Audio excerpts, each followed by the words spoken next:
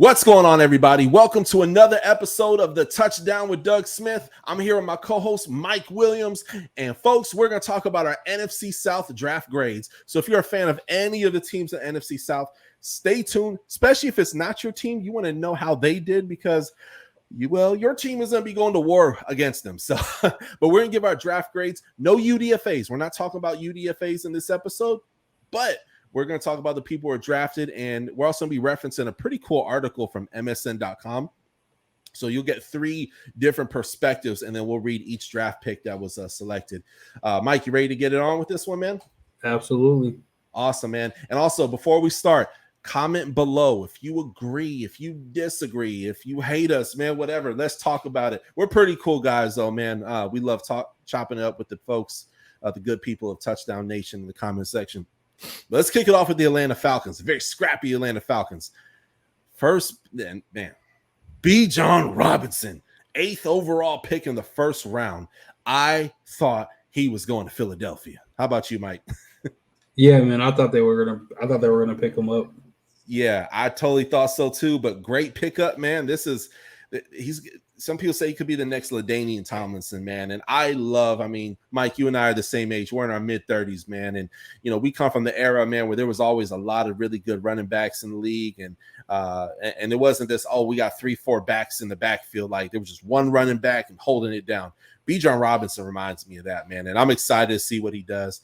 Then they got Matthew Bergeron, who, y'all know me. If you subscribe to the channel, I'm a huge Dolphins fan. I wanted him so freaking bad.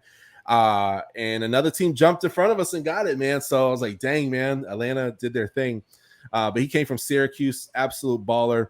Man, love it. Some people don't like his pass coverage. I think he's gonna do just fine in the NFL.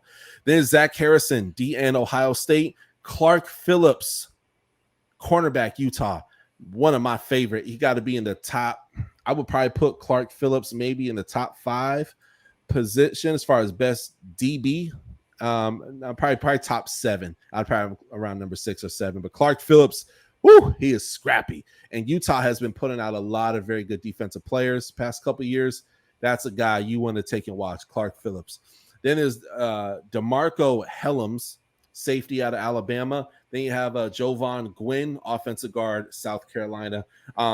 I like what they did in this draft, man. I really did. You beefed up the O-line. You got potentially the best running back, potentially the best offensive weapon in this whole entire draft. I love the Clark Phillips pick. They gave him a B+. I'm going to give it a solid B. I feel like there was a few players that they could have got to take and beef up the O-line more, but overall, I like what they did. Mike, where you at with these guys? Yeah, I honestly agree with the article with that B+ because Bijan Robinson is a dog, man. That's a guy that's going to come in, produce right away as long as he stays healthy. That dude is a phenomenal receiving threat. He's the best pure runner in this draft, in my opinion. Matthew Bergeron from Syracuse is a mauler. That's what they need. Zach Harrison is a big physical defensive end, like 6'3", 6'4", 275. Draymond Jones-ish, but a little bit quicker than Draymond Jones was for the Broncos. And Clark Phillips, 5'9", slot corner. He's a pure slot corner. And again, if Desmond Ridder isn't the quarterback of the future, having Bijan Robinson, Kyle Pitts, Drake London will definitely help land whoever they're going to get in the future if he isn't him. But I think they set him up for success, which I do like to see. A little bit more work to do on their defense, of course, but I give them a solid B+ as well. Love it. All right, then we move on to the Carolina Panthers. Real quick, guys, hit that subscribe button, comment below, let us know your thoughts. Carolina Panthers, the article MSN.com gives it a B+. B as in Bravo. Obviously, unless you just didn't watch the draft at all. Bryce Young, quarterback out of Alabama. Jonathan Mingo, wide receiver, Ole Miss. Man, I'll keep it real with you guys. I do tons of research here on the show. It's one of the best places on the internet to watch pre-draft content. And Jonathan Mingo, I watched him a little bit. I didn't watch a whole lot, but I started digging after the draft. And, man, that is a awesome pick. There's a few other guys I think that they probably should have got, but Jonathan Mingo, big physical guy. He's going to do very well over in Carolina. Then we got DJ Johnson, linebacker, Oregon. Chandler Zavala, offensive guard, NC State.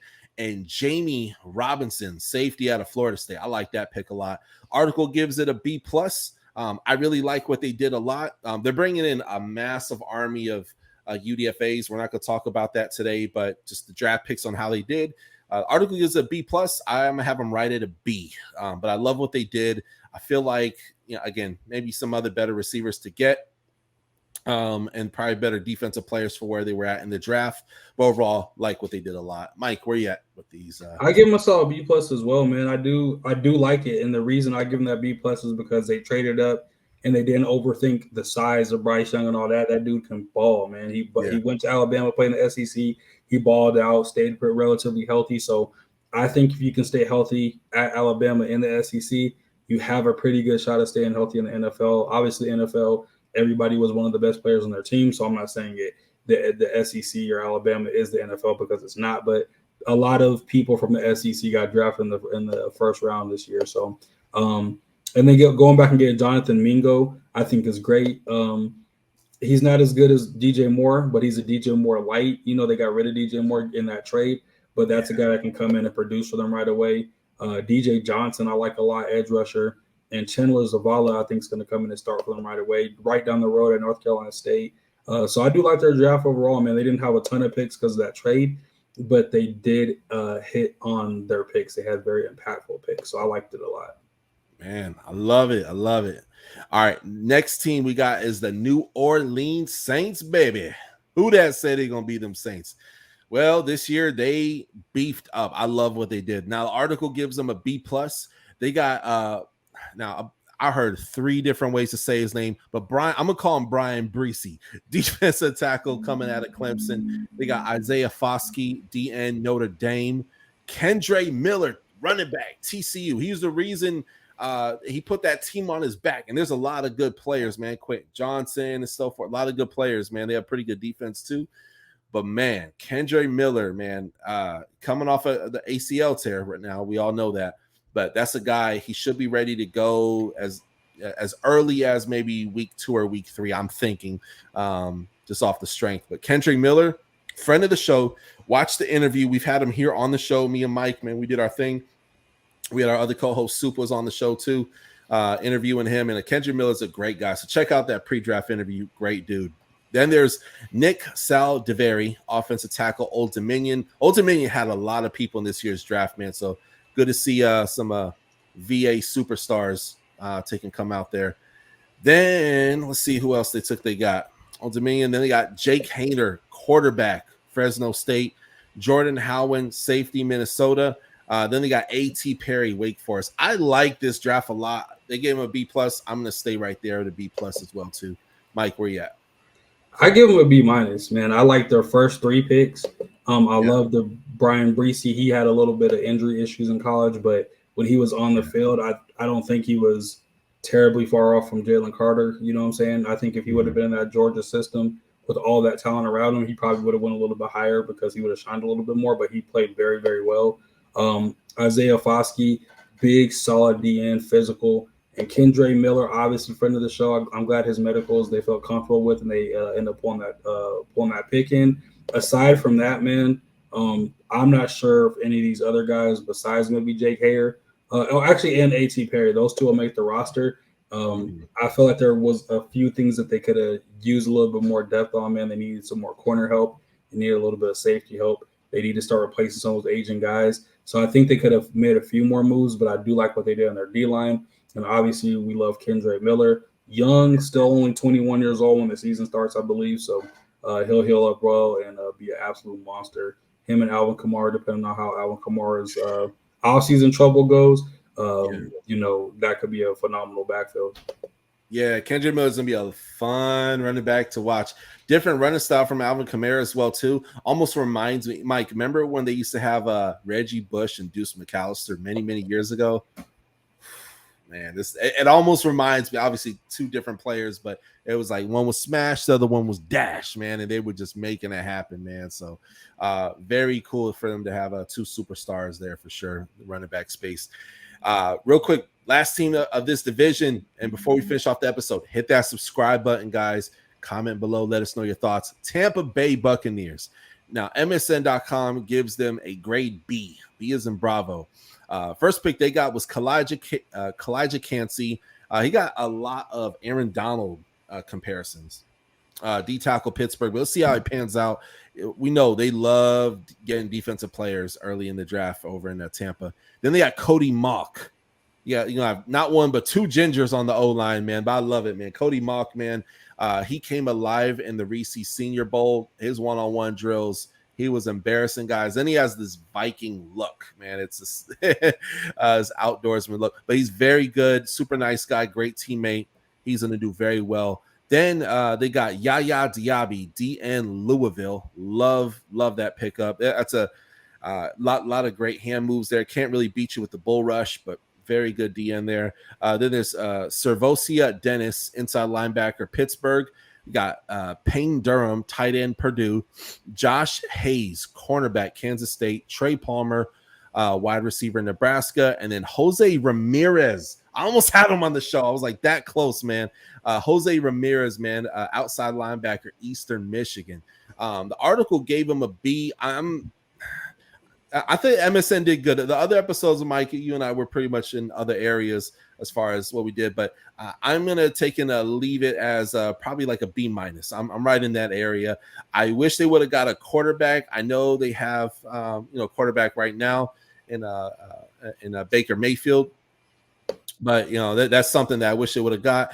Also wish they would have got a running back as well too. I don't see that they got a running back here. So I'm going to give them a solid B minus, but again, I like that they beefed up the O-line. I love the Kalijah Cansey pick.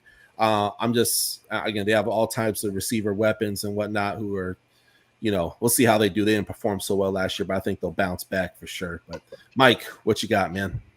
Yeah, I'm going to give them a solid B plus. I'll say a B plus, and I got to kind of talk myself into it. But Kalijah Cansey, I think, is going to be very, very disruptive next to Vita Vea.